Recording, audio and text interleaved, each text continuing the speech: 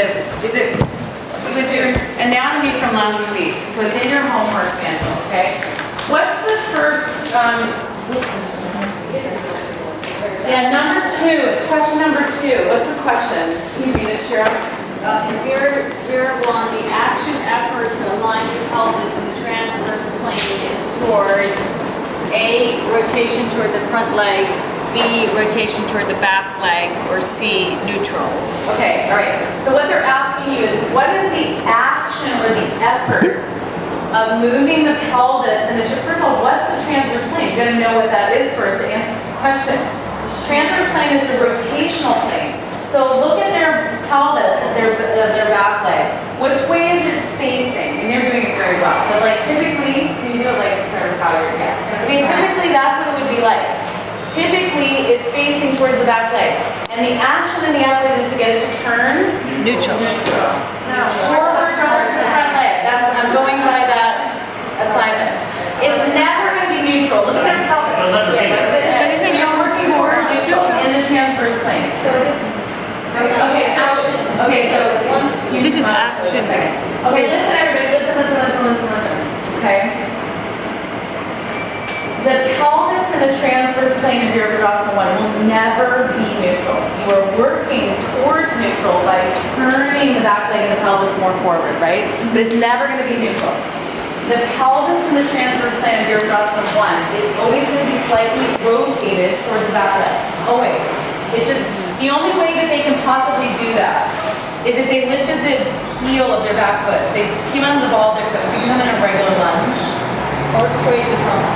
Well, Carolina can actually do it, sort of. She's got a lot of flexibility in her ankle and her Achilles, but most people are never going to be able to bring their pelvis neutral in the transverse plane in this pose because of the position of the back leg. What's the position of your back leg in Warrior 1? It's externally rotated. What's the action and the effort to bring it forward, to internally rotate it? That's the action. The action is not neutral. The action is to internally rotate the back leg and the hip. So that your pelvis will come more neutral, but it's never going to get there, okay? Does everybody understand that? Mm-hmm. What's prohibiting your pelvis from being neutral? The position of the back leg. If the position of your back leg is slightly external, there's no way. And if you really push and try to do that, you're going to torque your knee.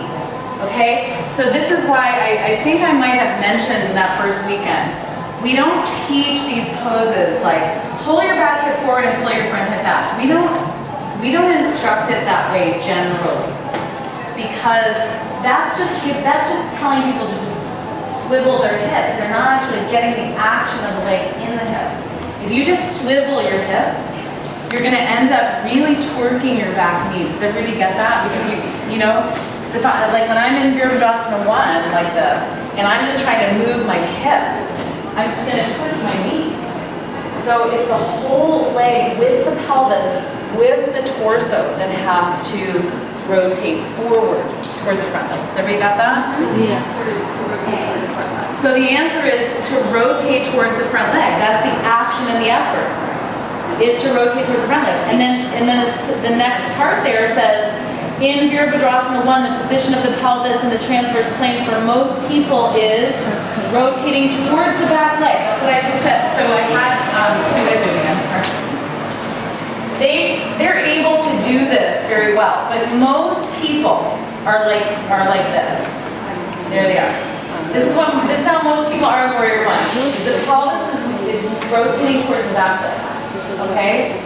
Everybody got that? Mm-hmm. Okay, good.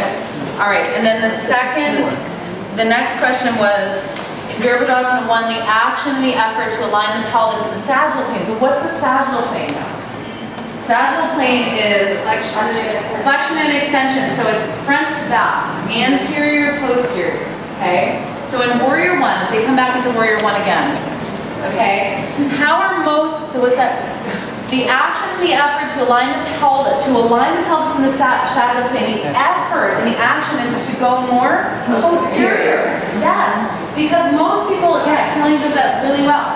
So most people are just like dumping into that front leg.